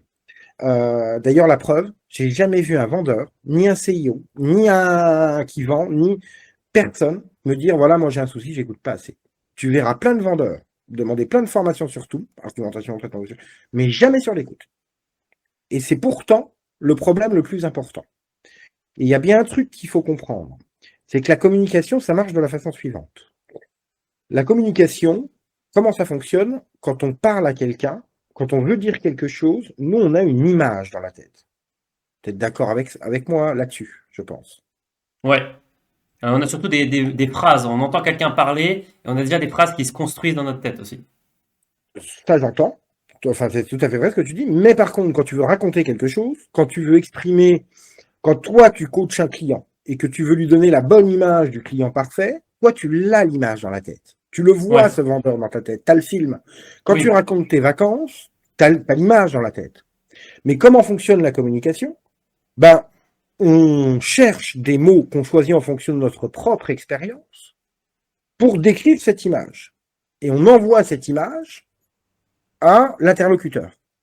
L'interlocuteur décode les mots avec sa propre expérience et se fait sa propre image. Quand tu as compris ça, tu as compris qu'il n'y a aucune chance que l'image de fin et l'image de début Soit exactement la même.